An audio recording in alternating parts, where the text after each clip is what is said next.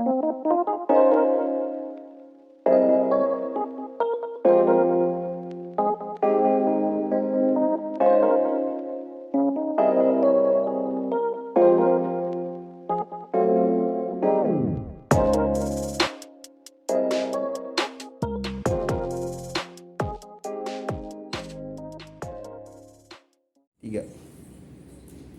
Ya gimana hasilnya kalian PKL? Ya mudah-mudahan lah hasil PKL yang saya berikan sebagai jaksa pembimbing kalian bisa memahami apa yang saya sampaikan dalam praktiknya nanti. Tapi ya saya pesan juga kepada teman-teman dari khususnya dari UNTAD ya, untuk selalu menggali ilmu khususnya untuk hukum acara pidana ini. Dan saya bisa pesankan kepada teman-teman dari UNTAD sendiri, kalau ada kesempatan mengikuti praktik peradilan, datang aja ke pengadilan. Kalian bisa menyaksikan atau bisa menyaksikan persidangan untuk bekal penambahan wawasan ilmu.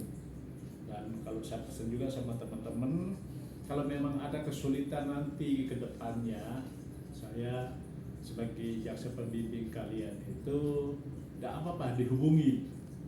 Mau malam, kayak mau pagi, mau siang, malam, saya siap ya. Dalam nanti untuk khususnya untuk praktik peradilan. Ya. Mungkin itu. Ya otomatis ya, sekali lagi saya pesankan banyak baca-baca buku hukum, literatur, walaupun istilahnya hukum apa, perdata, pidana, atau nanti yang lainnya, kalian rajin membaca untuk bekal ilmu. Ya, siapa tahu nanti kalian bisa untuk tes di kejaksaan juga menjadi jaksa. Ilmu yang di hukum, acara hukum itu banyak yang keluar. Mungkin itu aja yang saya sampaikan. Terima kasih.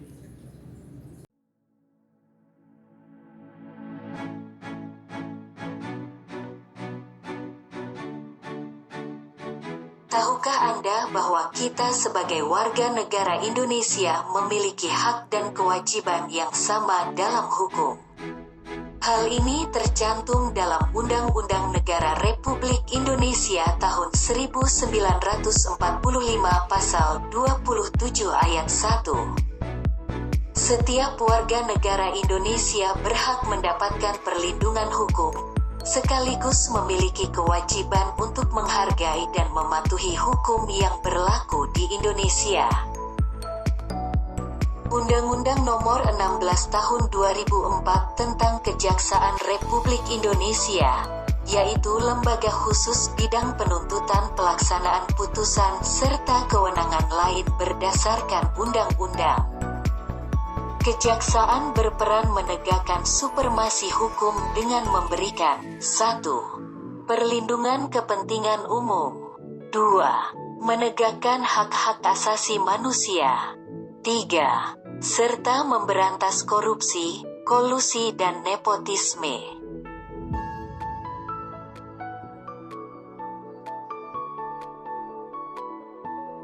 Adanya masyarakat yang melapor ke kantor kejaksaan.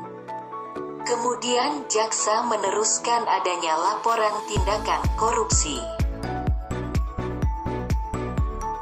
Setelah meneruskan adanya laporan tindakan korupsi, kejaksaan mulai melakukan penyidikan, dan setelah jaksa melakukan penyidikan, jaksa kemudian memeriksa saksi-saksi yang didapatkan. Setelah jaksa telah memeriksa saksi-saksi yang didapatkan, tentunya kejaksaan mendapatkan sebuah nama tersangka. Kemudian kejaksaan mendatangkan tersangka tersebut. Dan kejaksaan memeriksa tersangka dan mengumpulkan setiap bukti-bukti yang ada. Lalu berdasarkan bukti-bukti yang telah ditemukan, kemudian kejaksaan membuat BAP. Kemudian BAP yang sudah dibuat segera diberikan kepada JPU untuk segera dipelajari.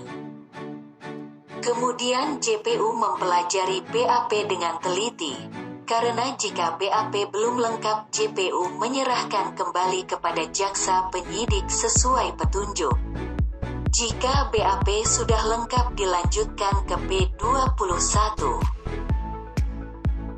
Jaksa penyidik menyerahkan tersangka dan barang bukti, kemudian JPU segera membuatkan surat dakwaan, agar segera dilimpahkan ke pengadilan negeri untuk segera disidangkan.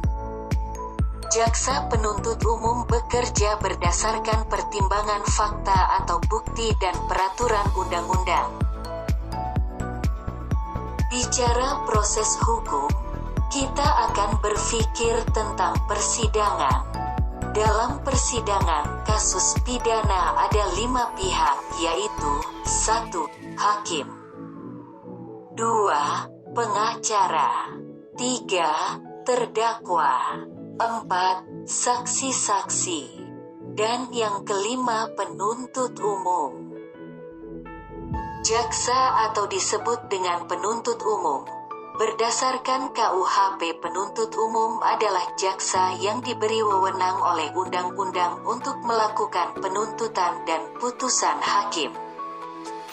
Dengan demikian, dalam proses persidangan, penuntut umum mewakili kita sebagai warga negara untuk memperoleh kepastian hukum. Jaksa sebagai eksekutor selaku pelaksana putusan hakim. Sekian dari video ini. Video ini dipersembahkan kepada mahasiswa dan mahasiswi, dan juga masyarakat umum. Terima kasih telah menonton video ini.